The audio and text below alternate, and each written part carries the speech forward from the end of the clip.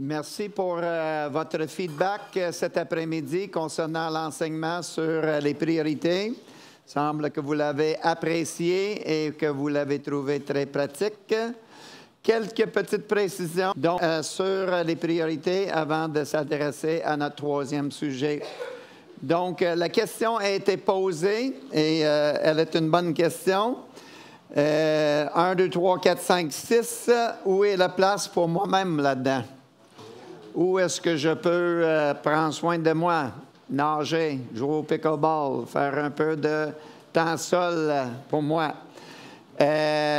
Nous avons dans notre formation déterminé que soi-même devrait être écrit ici en parallèle constamment. Ça ne veut pas dire égocentrique. Ça veut dire tout simplement qu'en faisant tout ça, il faut prendre soin de soi-même. Jésus a dit, vous aimerez votre prochain comme vous-même. Oui, il faut prendre soin de soi-même, sinon on n'est pas en état pour faire rien de cela. OK? Donc, c'est un peu une explication. Vaudrey, vous êtes content? Oui. Oui, c'est bon. Happy wife, happy life. Vaudrey content, tout le monde content. À peu près semblable. Deux autres exemples très concrets. Je vous ai mis des exemples concrets. Pour le mariage sur la ligne 2 et nos enfants sur la ligne 3. Vous êtes, en tant que maman, vous êtes en discussion profonde avec votre mari sur un sujet quand même important dans la cuisine. Et fiston, ou plutôt fillette, arrive. Maman, maman, maman, maman, maman. Et eux, ils veulent avoir l'attention immédiatement, n'est-ce pas? C'est l'urgent. On a parlé de tyrannie de l'urgent. Quand tu as 3, 4, 5, 6 ans, tout est urgent, là, OK? Maman, maman, maman, maman, maman. Et d'habitude, les mamans disent oui, tout de suite. On peut simplement mettre la main sur l'enfant puis dire, attendez, chérie, je parle avec papa. Quand je finis, je serai à toi. Tu viens d'enseigner, tu viens de modeler d'une façon très concrète que le mariage est sur la ligne numéro 2 et notre relation est sur la ligne 3. OK? Et que cette relation est permanente et que cette relation est temporaire. C'est un exemple classique. Aussi, j'aime le mot en français « malléable ». J'ai dit qu'on n'est pas légaliste, les Kramer, là, puis que cela est malléable selon différentes saisons dans la vie. J'ai parlé de maladie et travail et d'autres choses. Un autre exemple de cela, on a réalisé en chemin que nos parents à nous, quand ils sont âgés et des fois malades, ils changent de ligne. Ils quittent la ligne 5 et ils remontent au numéro 3. Pas plus haut que le 3, mais au numéro 3. Stéphane, si je peux me permettre, sa motivation numéro 1 pour quitter après son mandat de 3 ans, c'est d'aller s'occuper de sa maman qui est malade. Voilà un exemple classique de comment ça peut aller là, et ça, c'est des bonnes priorités.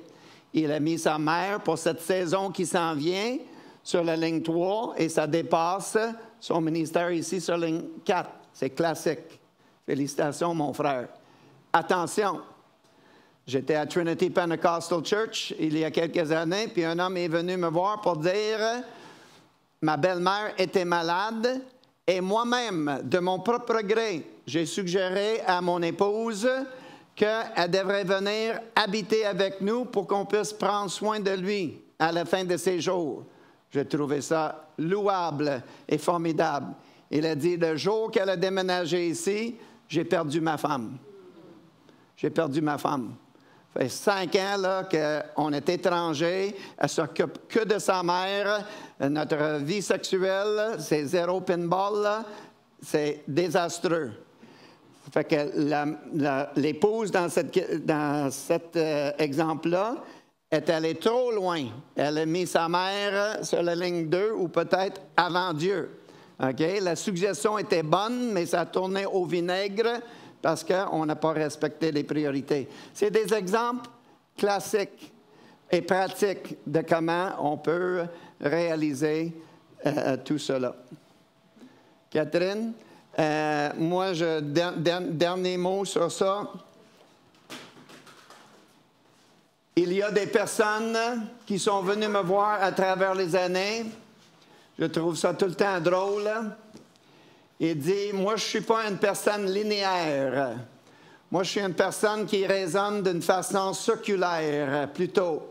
Et ça, c'est un peu européen. Les Juifs sont comme ça aussi, là. C'est un raisonnement circulaire. Nous autres, en Amérique du Nord, on est cartésien linéaire. OK? 1, 2, 3, 4, 5, 6. Ils ont dit, ça rentre pas, le 1, 2, 3, 4, 5, 6. Moi, je le vois plutôt comme ça, que ça, c'est les différents domaines. Et Jésus est au centre, et Jésus me dirige dans tous ces domaines-là. À prime abord, je n'ai pas de problème avec ça, mais comment est-ce qu'on prend des décisions? C'est comme, je trouve ça difficile, OK? Ouais, Jésus ici, Jésus là, Jésus là, Jésus là. C'est pour ça que je serai toujours un gars linéaire et cartésien. Ça, c'est clair. 1, 2, 3, 4, 5, 6. Ça va? Donc, ainsi finit nos deux sujets fondamentaux. On a arrêté de poser la fondation. Et ce soir, on vous présente un outil ultra pratique. Donc, on s'en va dans les outils pour la relation, pour le mariage. Comment répondre aux besoins émotionnels de mon époux, de mon épouse. Donnez-nous, s'il vous plaît, 30 secondes pour nous préparer, pour nous déguiser. As-tu ton cœur? Hein? Oui. Veux-tu mettre le slide du mariage? Okay. Dis-moi quand le slide est là.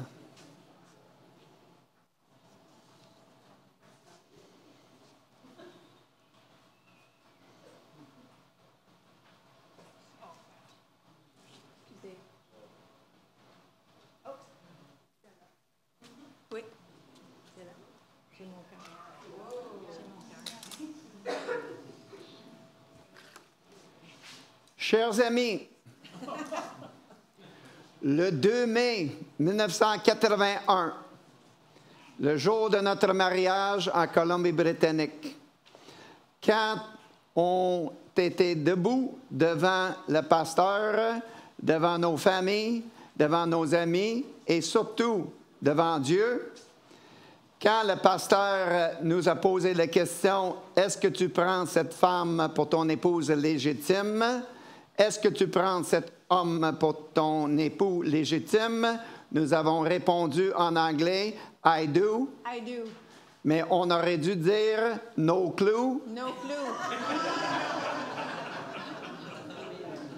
Aucune espèce d'idée. Je le veux, mais aucune espèce d'idée. I do, no clue, no clue. No clue parce qu'à ce moment-là, on était jeunes, 22 et 20 ans respectivement. On était naïfs, on était sincères. Mesdames, je souligne ça pour vous ce soir. Il n'y a aucun homme qui est rendu à ce stade-là qui n'est pas sincère.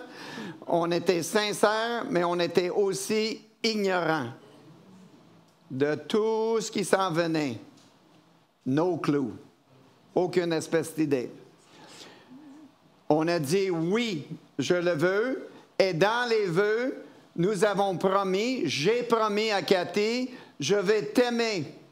Je vais te chérir. Je vais t'aimer comme Jésus a aimé l'Église. Quand tu as 22 ans, est-ce que tu sais c'est quoi? Non. Mais c'est des belles paroles, là, le 2 mai, devant les foules. Mais je n'avais aucune espèce d'idée de ce que je disais. J'étais sincère que je voulais l'aimer, mais je ne savais pas comment l'aimer. Personne ne m'avait enseigné comment aimer une femme. L'Église catholique que j'ai fréquentée 6 jours par semaine jusqu'à l'âge de 16 ans ne m'a pas enseigné comment aimer une femme. Mon père ne s'est jamais assis avec moi pour me dire comment aimer une femme. Tout le monde voulait aider un peu. Céline Dion, les poètes, même les Beatles. All you need is love. Du, du, du, du, du. Ouais, c'est ça. No, boys, vous l'avez pas l'affaire, là, OK? Non, je ne savais pas comment aimer ma femme. On a quitté l'Église ce jour-là, et pour les 27 prochaines années, j'ai essayé par toutes sortes de façons et toutes sortes de tentatives, toutes sortes de manières de toucher le cœur de Cathy, d'aller chercher son cœur par mes paroles, par mes gestes, toutes sortes de façons et toutes sortes de faire, tout le temps. Et savez-vous quoi? Le plus souvent, je manquais la cible. Je manquais son cœur. Mais j'ai essayé et j'ai répété ces tentatives-là. Pensez-vous que j'étais sincère? Oui, j'étais sincèrement dans le champ. Sincèrement à côté de la cible. On se rend en thérapie. Et le mercredi de notre semaine de thérapie, Larry, notre conseiller, il me regarde puis il dit, Jerry, est-ce que tu réalises que ta vie, ta façon d'être, ta façon de faire, tes occupations et ce que tu fais, ça fait violence sévère à deux des besoins émotionnels fondamentaux chez Cathy, soit l'honnêteté et la sécurité financière. J'ai dit, tu connais les besoins émotionnels de ma femme, toi? Comment tu connais les besoins émotionnels de ma femme? Tu l'as rencontrée pour la première fois avant-hier. Il a dit oui. Il a dit, quand elle a parlé, lundi, elle a raconté son histoire pendant 3 heures de temps. Il a dit oui. Quand elle a parlé, je l'écoutais. Il dit, ça veut dire que j'écoute pas ma femme. Il a dit, exact. C'est toi qui l'as dit. J'ai dit, ça veut dire que je ne connais pas ma femme. Il a dit, exact.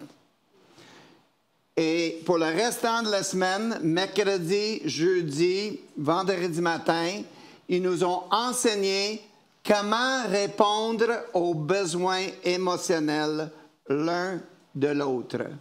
Et quand nous avons appris ce principe-là, cet outil-là, pour la première fois, c'était l'équivalent qu'un aveugle qui recouvre la vue. C'était si frappant que ça.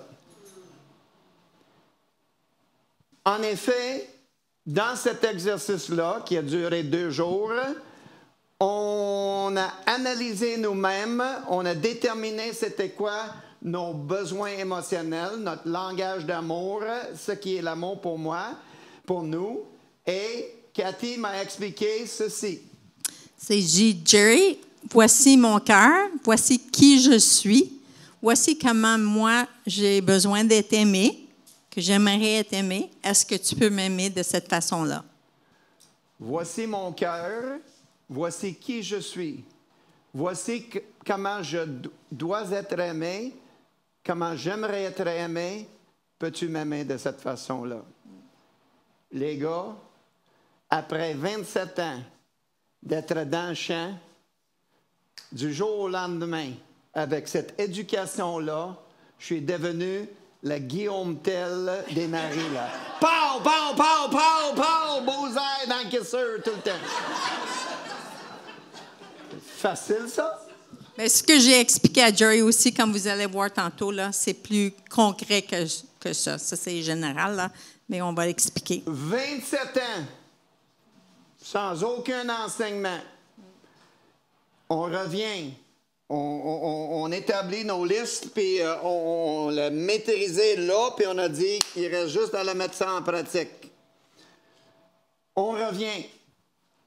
Et pendant notre année de crise, on en parlait autour de nous. On n'a pas gardé ça pour nous, puis de toute façon, ça se voyait là. OK? Je suis pasteur de l'Église, mais je ne m'assois pas avec ma femme. Je m'assois là, puis ma femme s'assoit là. C'est pas une bonne ambiance le dimanche matin, là, OK? Tout le monde savait qu'on n'allait pas bien, et on a demandé de l'aide. Est-ce que vous pouvez nous aider? Partout, partout au Québec, personne ne savait comment nous aider. Personne. Les anciens de l'Église voulaient aider.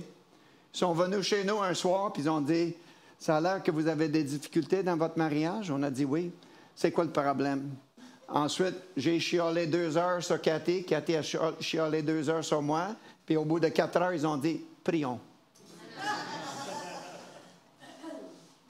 Pas trop efficace. Fait qu'on a prié un peu, là. Ils sont partis, là. Ils ont mis un petit band-aid, là, sur une plaie, là, qui saignait, là, à mort. Ensuite, on a demandé à d'autres personnes au Québec comment nous aider, là. Personne ne savait comment nous aider. On arrive là, puis ils nous expliquent cet outil-là.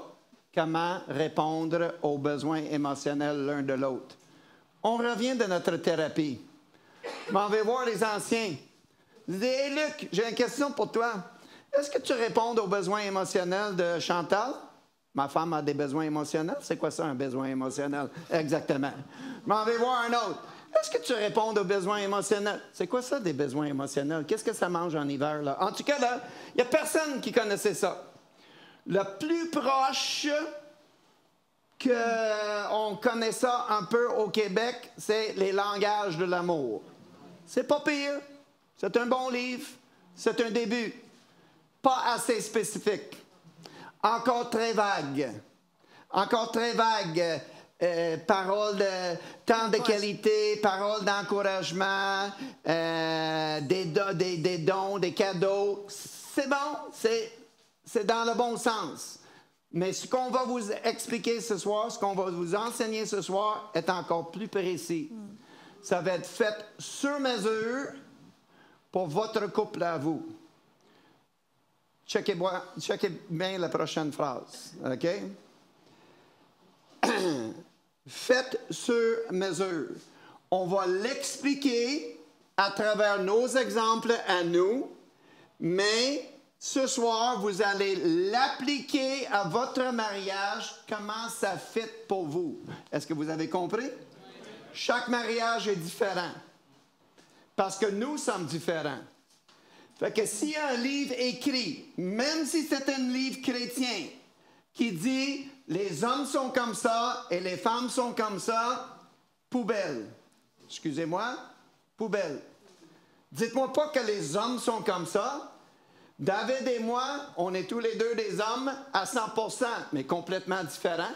Différentes personnalités, différents arrière-plans, différentes situations familiales et différents besoins émotionnels.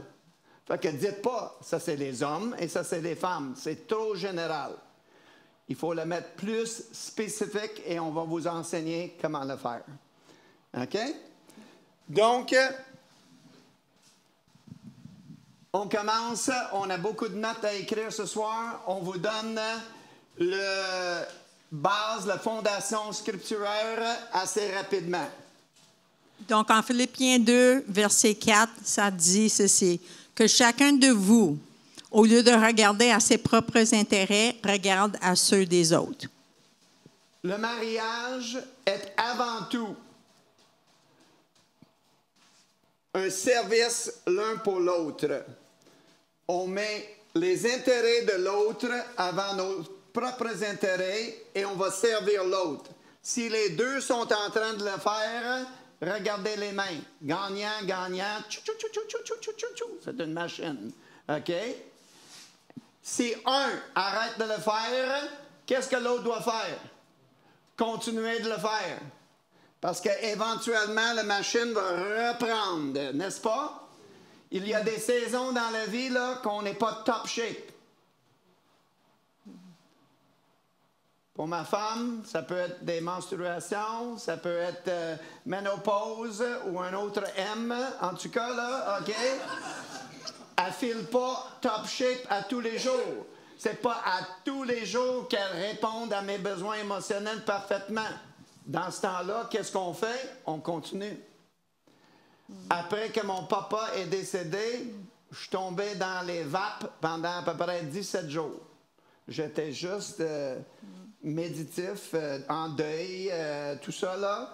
Je ne répondais pas aux besoins émotionnels de Cathy, mais pendant ce temps-là, elle continuait à m'aimer comme j'ai besoin d'être aimé, puis La machine repart. On note ça au début parce que certaines gens, quand ils entendent l'enseignement sur les besoins émotionnels, ils disent « C'est égoïste, votre affaire, là? Voici mon cœur, peux-tu m'aimer de cette façon-là? » C'est pas mal égoïste. Il n'y a rien d'égoïste là-dedans. Rien d'égoïste là-dedans. Ça commence par un exercice, court exercice, où oui, on examine notre propre cœur et on détermine nos besoins émotionnels. Mais après ça, on échange des listes et le restant de notre vie, on s'occupe d'aimer l'autre, servir l'autre mutuellement.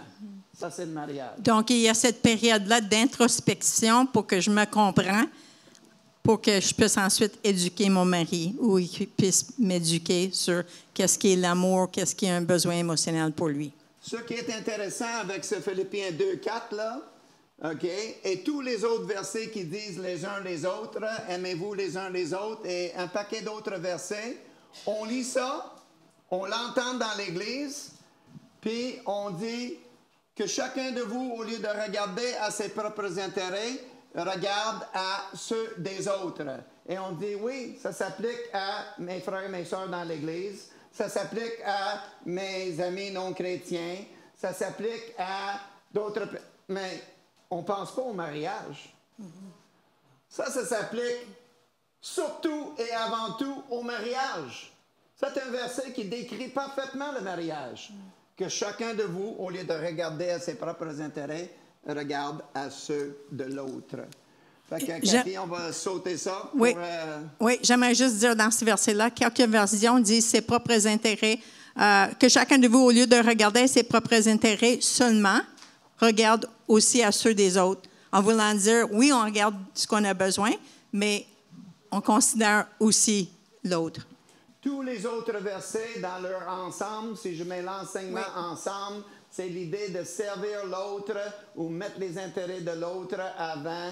1 Corinthiens 7 dit que l'homme célibataire a tout son temps pour servir le Seigneur. Mais l'homme marié doit s'occuper des besoins de sa femme ainsi que ceux du Seigneur. Et plaire à sa femme. Plaire Ça dit à sa dans... femme et répondre aux besoins de sa femme. 1 Corinthiens 7. Et plaire à son mari. 1 Corinthiens 13, l'amour ne cherche pas son propre intérêt. OK?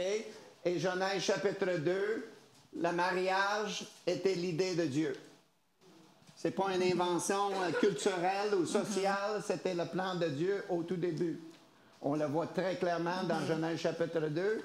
Dieu a créé des animaux. Dans la création, Dieu a créé, c'est bon. Dieu a créé, c'est bon. Les montagnes, les océans, c'est bon. Les planètes, c'est bon, c'est bon, c'est bon, c'est bon, c'est bon. C'est pas bon. C'est pas bon quoi? C'est pas bon que l'homme soit seul. Je vais lui faire un semblable, un vis-à-vis. OK? Voilà. Donc, qu'est-ce qu'un besoin émotionnel? Donc, c'est un besoin important qui contribue grandement à notre bien-être et qui est généré par notre profil de vie qui est unique à nous. OK?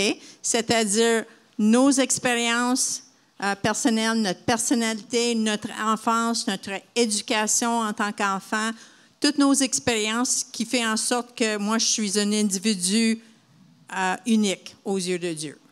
Vas-y encore, Cathy. Oui, c'est un besoin important qui contribue grandement à notre bien-être et qui est généré par notre profil de vie qui est unique à nous. Donc, je répète, les hommes sont de Vénus, les femmes sont de Mars, ou peut-être je l'ai inversé, là, de toute façon, là, poubelle. Poubelle, je ne crois pas à ça. Pas tous les hommes sont pareils. Quand on voit les listes écrites dans ces livres-là, le besoin numéro 1 de chaque homme sur la planète Terre, c'est quoi, les femmes? Le sexe. Pas vrai? C'est pas mon besoin numéro 1. Mon besoin numéro 1, OK, se retrouve dans beaucoup de listes de femmes. C'est de parler, communiquer, OK, connecter. Ça devrait être dans les listes des femmes. Si on veut aller au bout de cet enseignement, en 2025, je devrais dire, ah, mais peut-être je suis une femme, je devrais me faire opérer.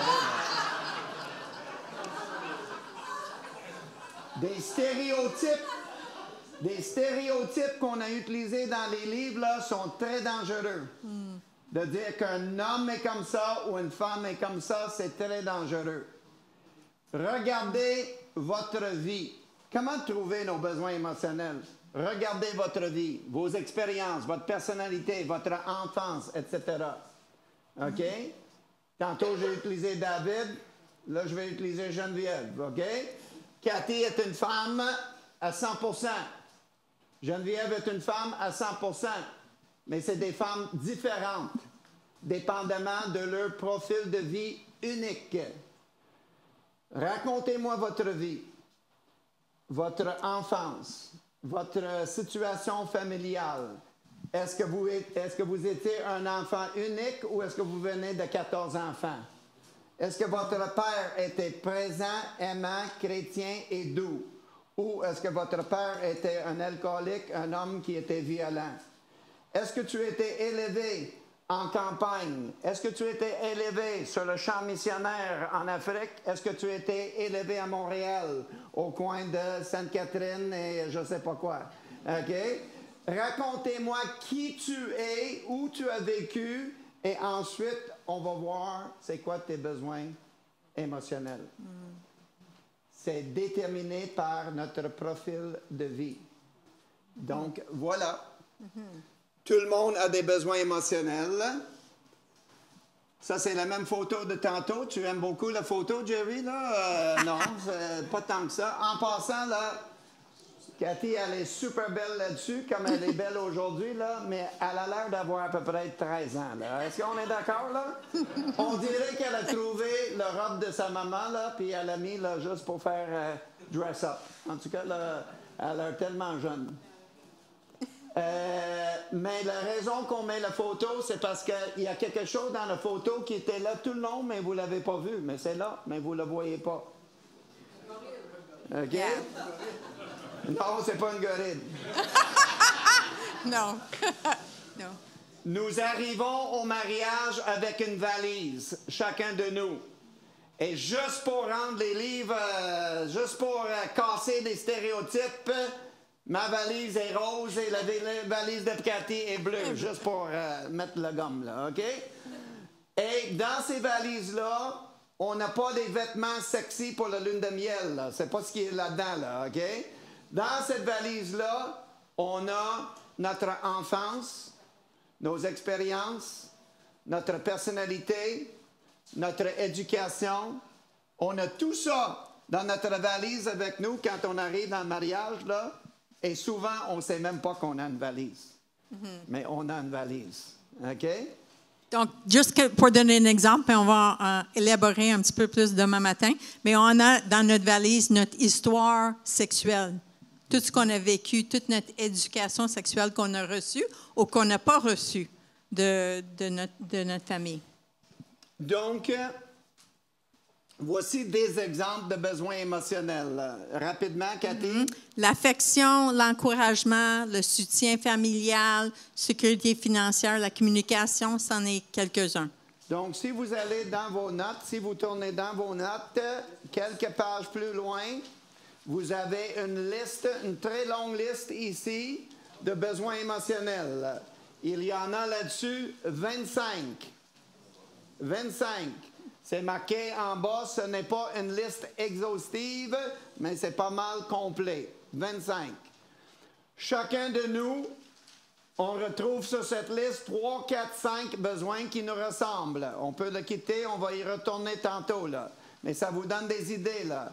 Encouragement, communication, accompagnement dans les loisirs, épanouissement sexuel, soutien domestique et tout autre.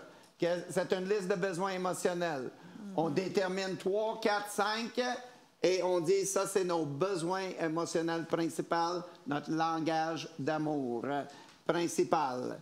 Cathy, elle a dit, comme elle a dit tantôt avec le cœur, quand elle a dit, Jerry, voici qui je suis, elle n'a pas juste dit, voici qui je suis. Elle a dit, voici mes besoins émotionnels les plus importants. D'être chéri par toi. Que tu sois en tout temps honnête et franc avec moi. Le soutien financier. J'ai besoin que tu sois un leader spirituel. Ça, c'est ses besoins émotionnels à elle. Les besoins émotionnels et Geneviève vont être complètement différents. Pourtant, c'est deux femmes, mais c'est deux femmes différentes avec des besoins différents. Donc, 3, 4, 5, on a donné une conférence dans le coin de Saint-Sauveur une fois. Pendant la pause, il y a une madame qui est venue me voir et elle a dit, « Monsieur Kramer, j'ai regardé la liste et je pense que j'ai tous ces 25 besoins émotionnels. » J'ai dit, « Madame, Jésus lui-même ne pourrait pas répondre à tout ça. » En tout cas, là. Ça prendrait aussi le Père et le Saint-Esprit. Oui, exactement. Exact. Les besoins émotionnels les plus communs. Cathy, rapidement. Oui, c'est ça. Donc là, j'ai dit déjà, soutien familial, admiration, dialogue, conversation, épanouissement sexuel, encouragement, sécurité financière, soutien domestique et être chéri. C'est tout sur votre liste. Donc, deuxième question. Et le respect est là aussi que j'ai manqué. Pourquoi est-il si important d'avoir nos besoins émotionnels comblés? Pourquoi?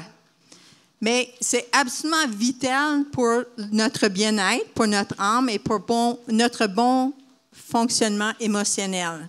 Autrement dit, ça c'est l'essence du mariage. Ça c'est l'amour. Parenthèse, David, fais ta job là.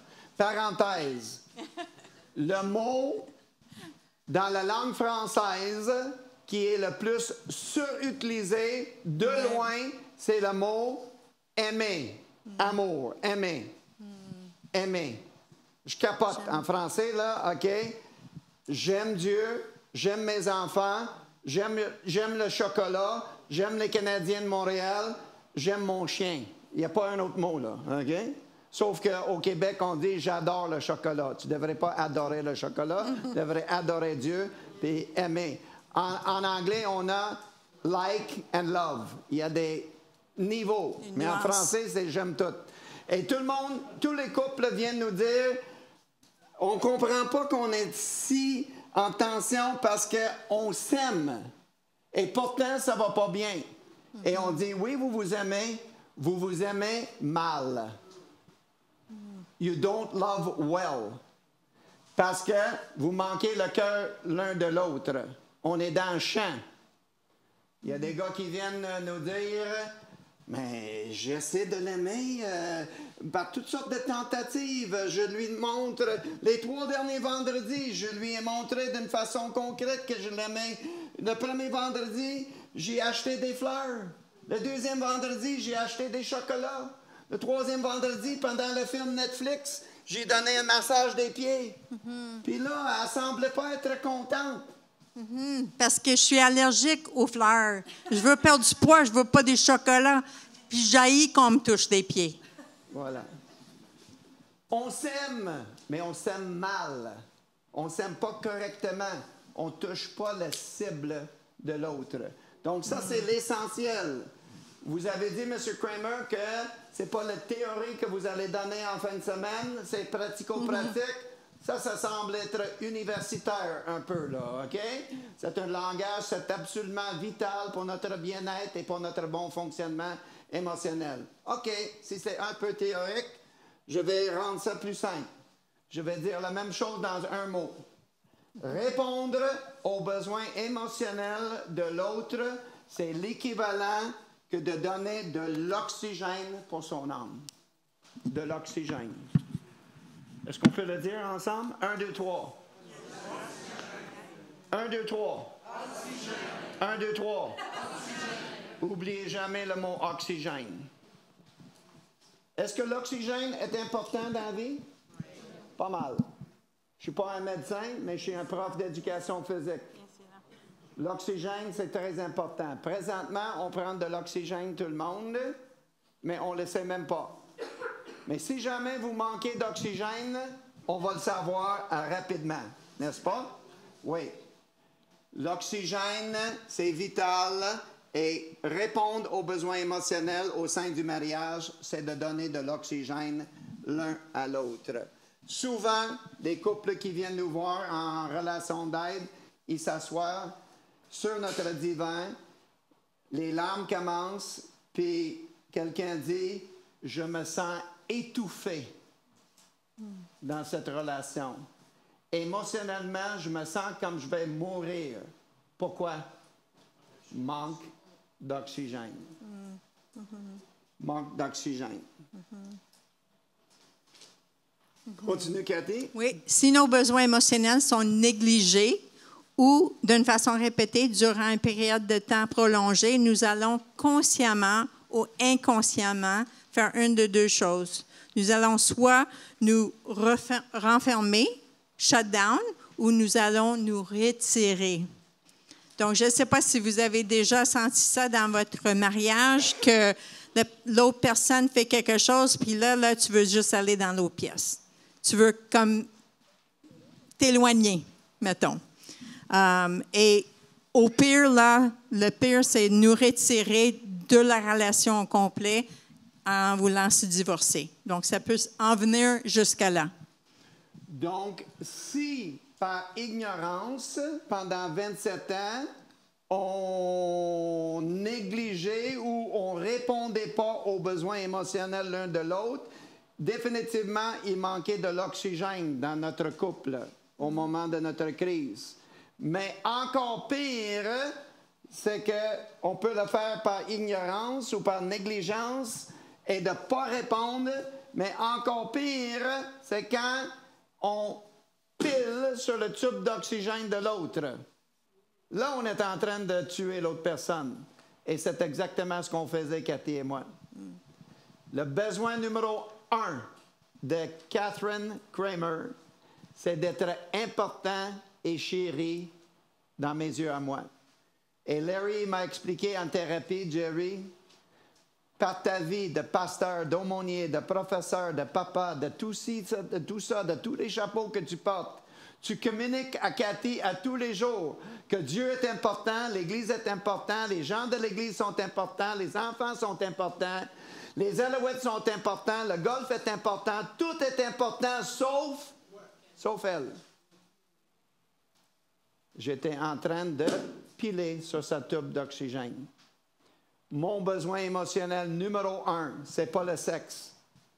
Mon besoin numéro 1, c'est l'encouragement. L'encouragement. Et Cathy a pilé sur cette tube. Peux-tu expliquer aux gens pourquoi tu pilais, là? Moi, je vais m'asseoir, là. Oui. Oui, il y a toujours des raisons. On a des raisons. Hein? Quand j'ai rencontré Jerry, là, c'était quelqu'un de très confiant, très assuré, quelqu'un à l'âge de 18 ans qui parlait en avant, comme vous voyez aujourd'hui, là, très à l'aise, comme ça. Et je me souviens, un dimanche matin, on avait été dans une église pour donner nos témoignages. Lui a prêché le sermon ce dimanche-là. Et en sortant de l'église, là, on était dans l'auto, on s'en allait.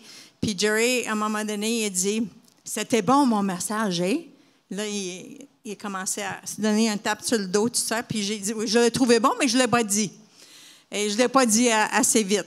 Puis là, à un moment donné, je me suis dit « Wow, ce gars-là, là, il va être... » Si je lui donne l'encouragement, c'est ça que j'ai conclu, même avant de me marier avec lui, que si je donne l'encouragement, sa tête, ça va enfler, OK? Puis il ne passera pas par la porte double. Donc, et ça, c'était une mauvaise conclusion, mais toute la vie est complexe. C'est que lui, dans sa vie, dans sa famille, n'a pas reçu d'encouragement, donc il a appris à le faire lui-même. Moi, je ne le donnais pas. Dans ma famille, c'était des femmes critiqueuses. Donc, ça faisait vraiment un orage. On n'était pas pour bien partir, mettons. Il fallait que j'apprenne qu'il y avait besoin de cet encouragement, puis j'avais besoin d'apprendre comment le donner. Cathy, elle m'encourageait jamais. Jamais. Les personnes en public, les orateurs en public, on est formés à ne pas utiliser des mots comme jamais et toujours. Là. Est-ce que j'ai dit jamais? Oui. Jamais. Elle m'encourageait jamais. Je pouvais donner des messages, je pouvais jouer avec les enfants, faire n'importe quoi, là, puis elle a toujours trouvé quelque chose à critiquer. Critiquer. Qu'est-ce qui était dans sa valise quand on s'est mariés? des exemples de femmes critiqueuses. C'était dans sa valise sans qu'elle sache. Fait qu'elle a juste suivi cet exemple-là d'être critiqueuse. Tout le monde me regarde? Quand ta femme est critiqueuse toute la journée et toute la semaine, et ensuite, le dimanche matin, tu vas à l'église puis tu donnes un message, et les dames de l'église viennent te voir après, toutes bien habillées, toutes bien coiffées, Sunday best, là, et ils disent « Oh, Pasteur Jerry, t'es tout un homme de Dieu, là. Quand tu parles, Dieu me parle directement. De l'oxygène. Oups! De l'oxygène. C'est dangereux. On est sur un terrain dangereux. C'est pas ces dames-là à me donner de l'oxygène. Il fallait que Cathy apprenne à me donner de l'encouragement, ce qui est l'oxygène. Il fallait que je démontre à Cathy à tous les jours qu'elle est importante et chérie à mes yeux. Vous nous suivez? Voici des besoins émotionnels de Cathy. Je vais y aller, Cathy, je parle plus rapidement que toi, là. Être chéri et considéré, honnêteté et franchise, sécurité financière, leadership spirituel, l'affection non sexuelle. Ce n'est pas une faute de frappe, ça existe, les gars, là, OK? L'affection non sexuelle. Les besoins émotionnels de Jerry, vas-y, chérie. Les besoins émotionnels de Jerry, c'est l'encouragement, le dialogue ou la conversation, l'épanouissement, oh, OK, ça tombe, l'accompagnement au loisir, l'épanouissement sexuel et une épouse attirante. Donc, épanouissement sexuel est sur la liste, mais c'est numéro 4. Et en vieillissant, là, ça a descendu de la rang 3 au numéro 4. Là. Donc, c'est ça. Ça peut changer de rang, mais ça ne disparaît pas. Ça, c'est nos listes de besoins émotionnels. Quand vous voyez ces listes comme ça, écrites, 1, 2, 3, 4, 5, 1, 2, 3, 4, 5, quelle est la question qui brûle dans vos cœurs? Comment est-ce qu'on peut déterminer c'est quoi nos besoins émotionnels, n'est-ce pas? Où est-ce qu'ils ont trouvé ça? Est-ce qu'ils donnent ces listes-là chez Costco, là, à la caisse, là? Est-ce qu'on trouve ça dans des boîtes de Cracker Jacks? Non. On les détermine, on les trouve nous-mêmes. Comment? On va vous expliquer 2 façons différentes de trouver vos besoins émotionnels. On appelle ça la porte en avant et la porte de côté de la maison. La porte en avant, la porte de côté. Un est positif, l'autre est négatif. Nous autres, on s'en fiche comment vous allez rentrer dans la maison, qui s'assoit en avant ou par le côté, rentrer dans la maison. OK? La première façon, c'est positif. Donc, si mon époux ou épouse m'aimait vraiment, il ou elle ferait telle chose. OK? Quand ils nous ont donné ça en thérapie, ça m'a pris littéralement 1,2 microsecondes pour trouver mon besoin émotionnel numéro 1. Si Cathy m'aimait vraiment, elle m'encouragerait. C'était comme clair. Pour Cathy, c'était aussi clair. Si Jerry m'aimait vraiment, je serais importante et chérie, considérée à ses yeux. Ça, c'est numéro 1. Si ou elle m'aimait vraiment, il ou elle ferait. OK? Et la deuxième façon, c'est une façon négative. C'est négatif parce qu'on était en crise, on était en thérapie, donc c'est sûr qu'on y va en disant, en pointant le doigt à l'autre. Mais donc, c'est identifier les choses, comportements, paroles ou attitudes que ton époux ou épouse fait ou ne fait pas, qui te blesse, te désappointe ou t'irrite. Mets un X dessus, puis creusez un peu, vous allez trouver le besoin émotionnel en dessous de cet incident. Les choses que ton époux ou épouse fait ou fait pas, critique, n'est jamais disponible sexuellement, ne m'accompagne pas dans mes matchs de balle molle, ne s'intéresse pas à moi, qui te blesse, qui te désappointe, creuse un peu, voilà, le besoin est en dessous, là. OK? Donc, Geneviève, je ne me rappelle pas de notre... Est-ce que c'est clair jusqu'à date? Oui? C'est beaucoup plus spécifique que les langages de l'amour. C'est 5 besoins émotionnels clairs et déterminés. OK? Donc, si on retourne à la liste de Cathy ici, puis on voit que le numéro 1, c'est d'être importante ou chérie. Être chérie considérée importante. OK? Ça, c'est le besoin numéro 1 de Cathy. Est-ce qu'il y a une dame ici ce soir qui, après avoir entendu une présentation jusqu'à date, dit c'est peut-être mon besoin émotionnel numéro 1 aussi? Levez la main. Oui, je sais, par la formation. Donc, je vais rester avec Geneviève.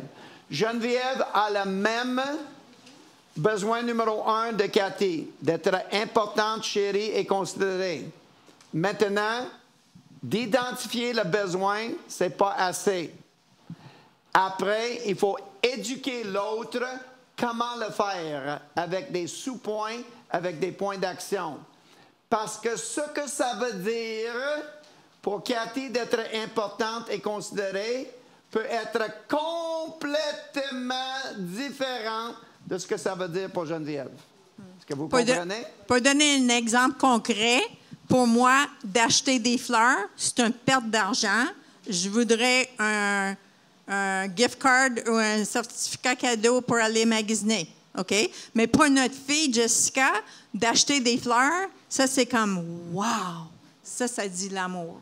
Nick essaie de montrer, Nick, c'est notre gendre, il essaie de démontrer à Jessica qu'elle est importante et chérie en achetant des fleurs. Il touche le cœur de Jessica de cette façon-là. Si j'achète des fleurs pour Cathy, là, c'est dans la poubelle le lendemain. Et j'ai gaspillé 65 $. Ah, ça va durer 3 jours. Oui, 3 jours maximum, pas chérie. long. Là. Tu mets même pas de l'eau là-dessus. Là. C'est ça le problème. OK? Donc, les sous-points sont importants. Donc, on va vous expliquer ça très rapidement. Comment faire des sous-points? Oups! La majorité de cet enseignement-là, on peut le retrouver dans 2 livres différents. Avant que l'amour ne meure a été écrit par le couple qui a fait notre thérapie. Mon chum Marc me demande depuis 2 ans d'écrire un livre sur le mariage. Il dit, Jerry, tu es tellement bon en avant, là, il faut que tu écrives un livre. Je dis, je ne vais pas écrire un livre, le livre est déjà écrit. Avant que l'amour ne meure, là, c'est un livre complet écrit par Larry et Laurie, nos amis et nos mentors fantastiques. Et l'autre, elle et lui, combler les besoins par Willard Harley. Ça, c'est la copie de Audrey là, qui est en train de le lire présentement. Oh, non? OK.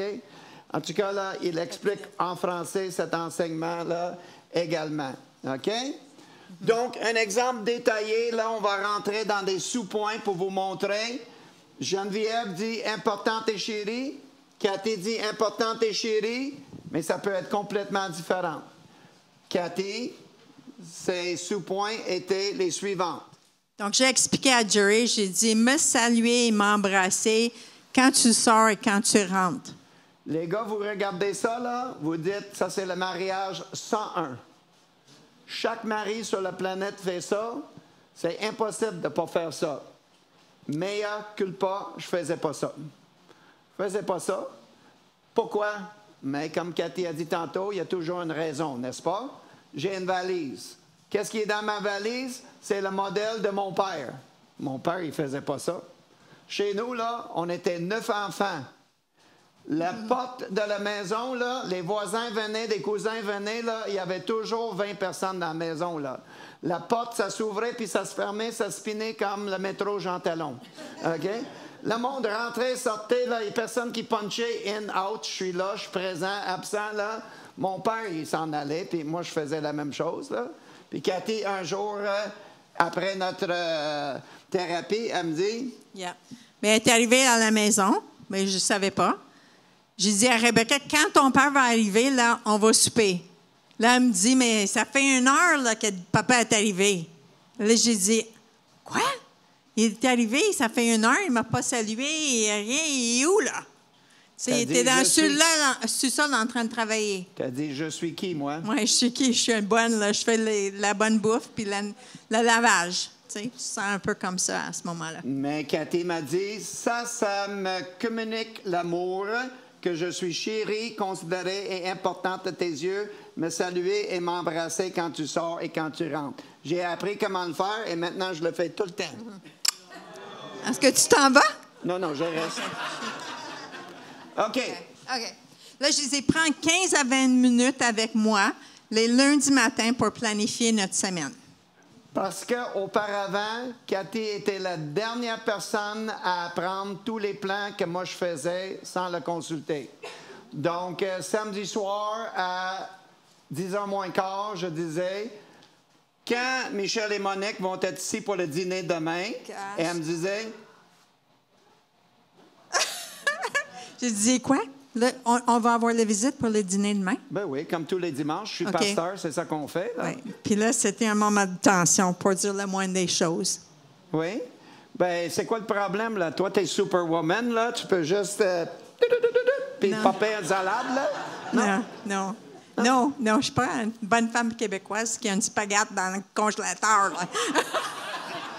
En tout cas, elle était souvent frustrée d'être la dernière à apprendre. Et elle m'a dit, est-ce que tu peux prendre 20 minutes avec moi le lundi matin pour planifier notre semaine ensemble? Oui. Ça communique l'amour.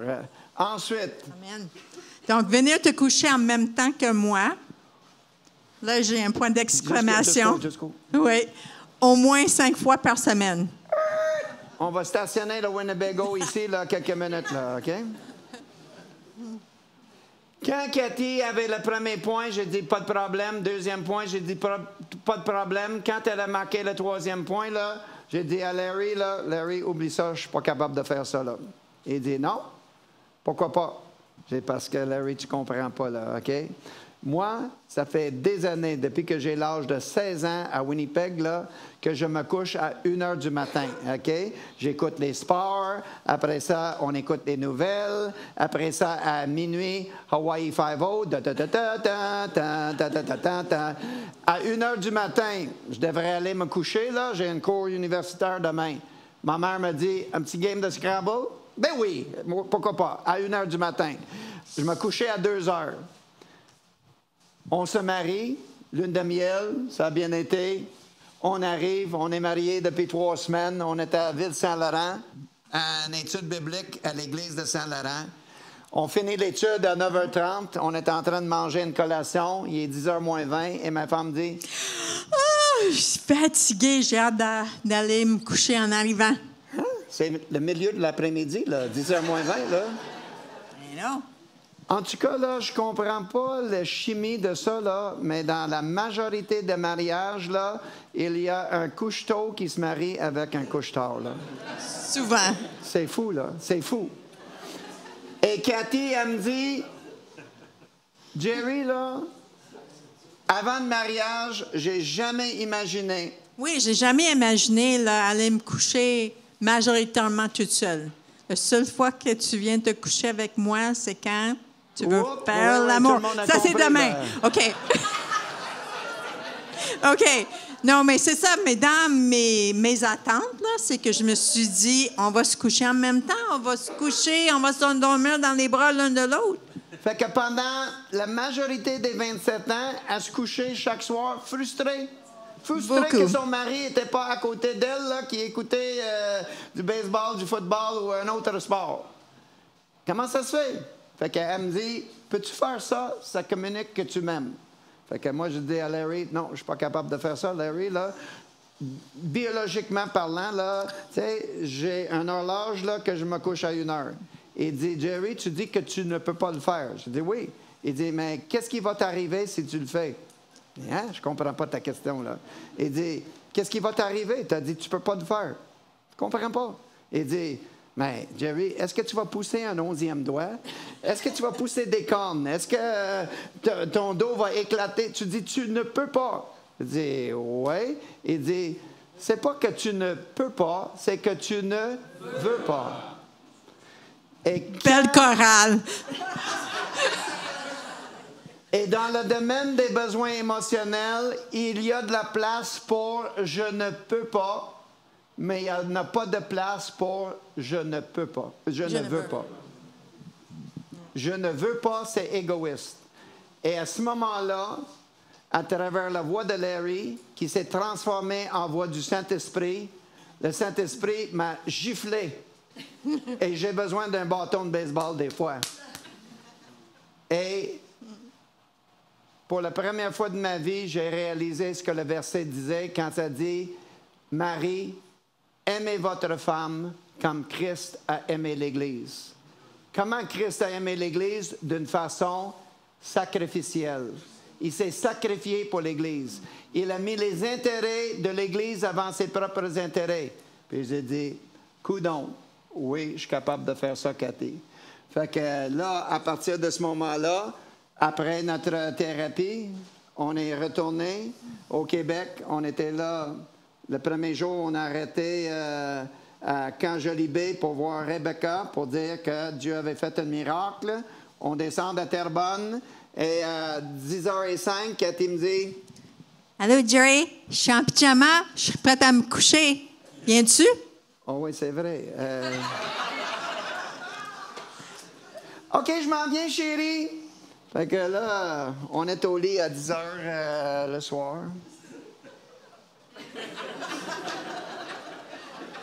Pas de bon sens. C'est comme l'après-midi, là. Cathy, réveille-toi.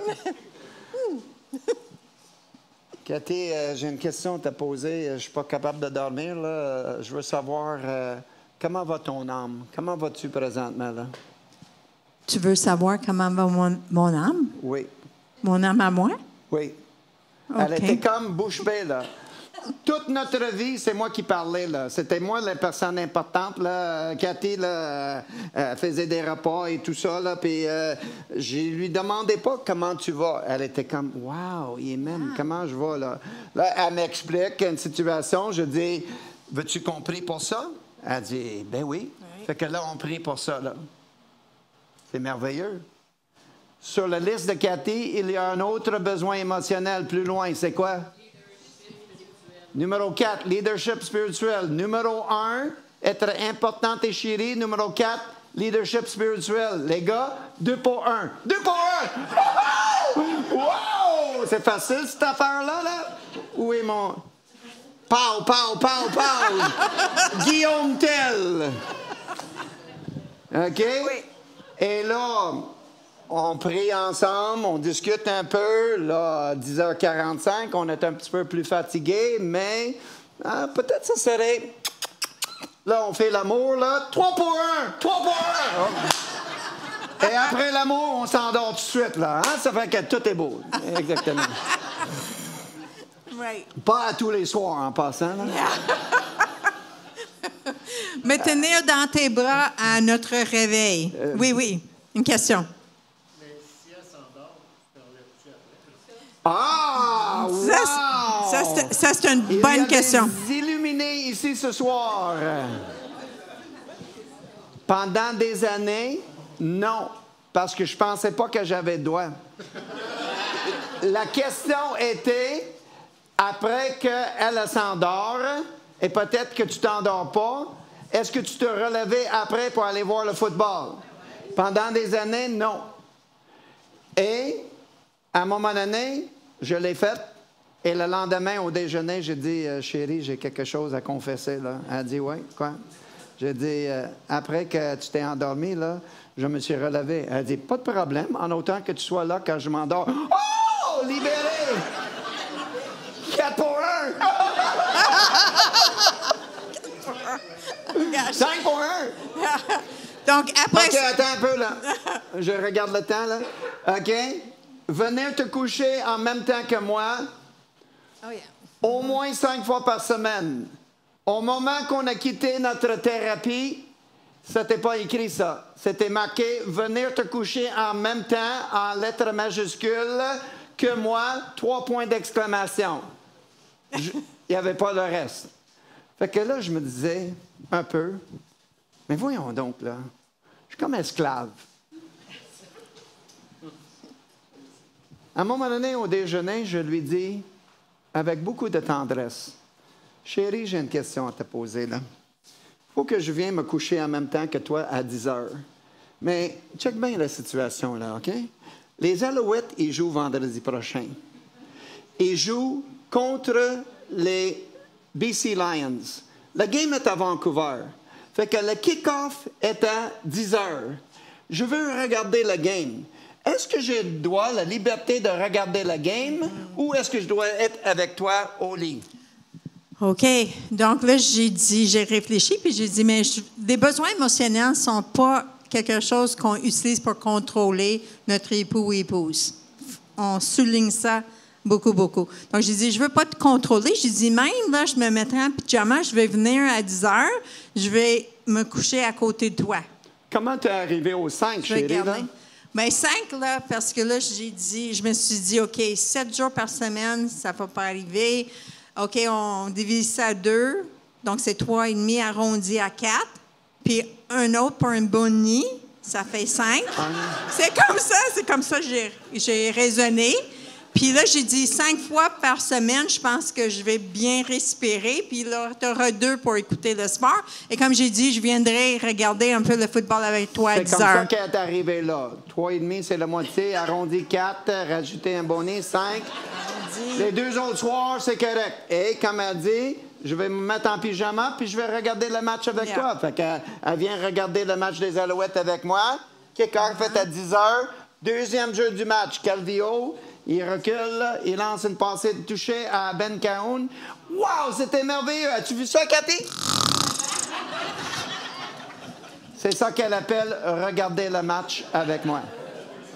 Bien essayé. Bon, il y a un feu de camp qui nous attend. On achève, là.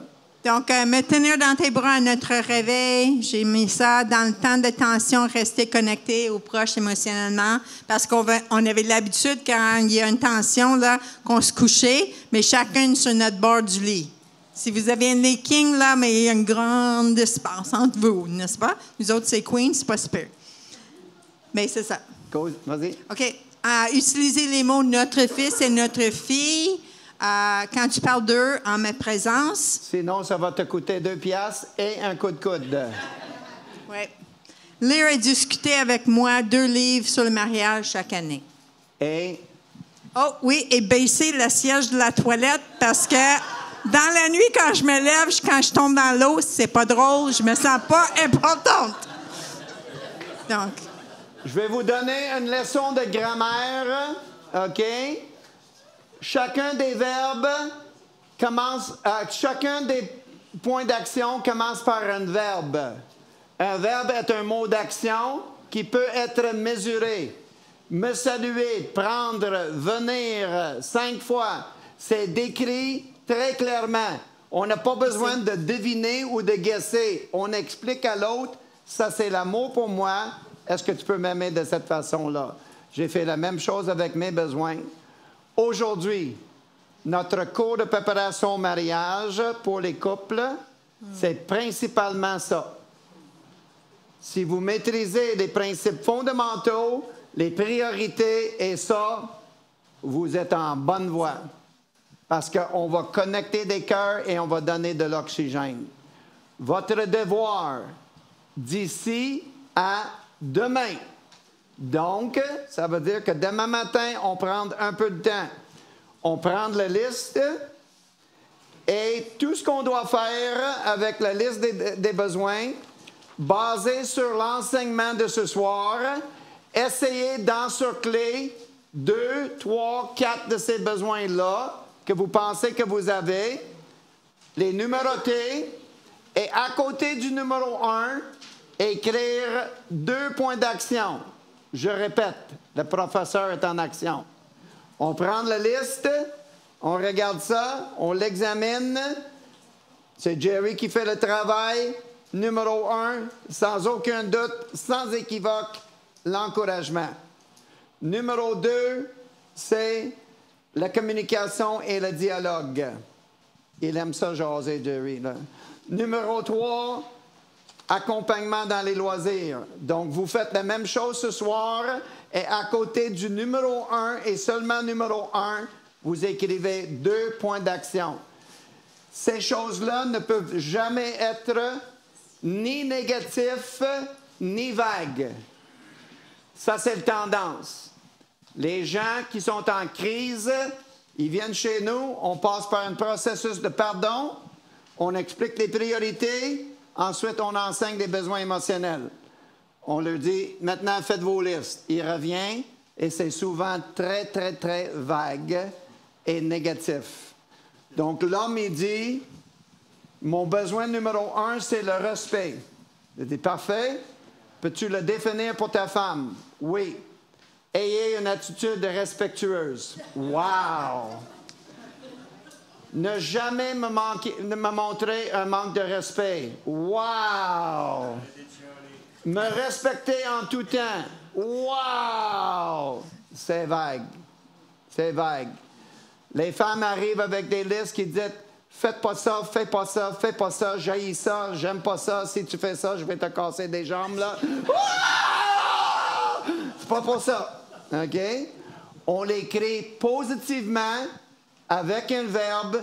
On explique à l'autre personne quoi faire pour nous donner de l'oxygène pour notre âme. Est-ce que c'est clair? Ça, c'est un enseignement qu'on donne d'habitude en 3 heures. On l'a fait en un petit peu plus qu'1 heure. On va prier, s'il vous plaît.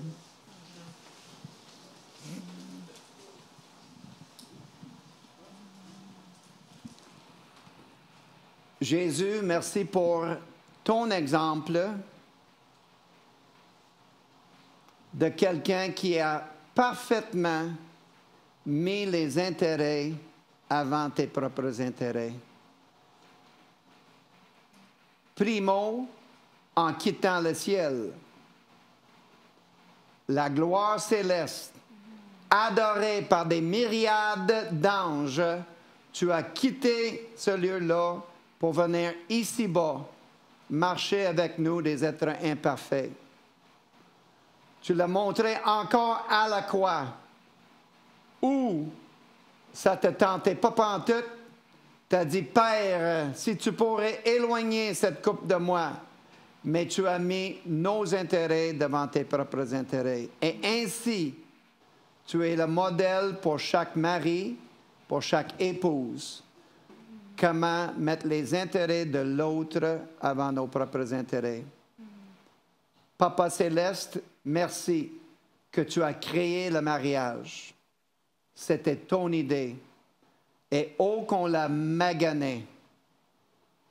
On l'a magané avec toutes sortes d'idées stupides. On l'a magané avec des relations extraconjugales, des sexes en dehors du mariage.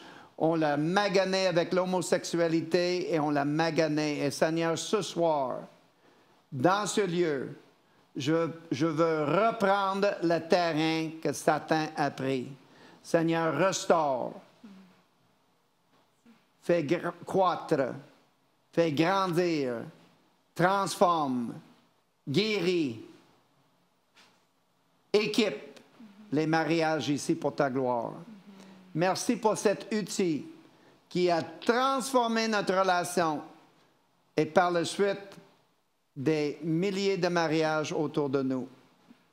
Seigneur, aide chaque couple ce soir et demain matin à déjà commencer le travail pour être capable d'être le mari et l'épouse que tu désires qu'on soit. Et on va faire attention, Seigneur, à te donner toute la gloire, tout le crédit pour tout fruit qui est produit. Je te remercie publiquement ce soir pour la résurrection de notre mariage en 2008 et pour les fruits qui continuent à surgir jusqu'au camp des bouleaux en juin 2025. Que tu sois loué, Seigneur. Amen.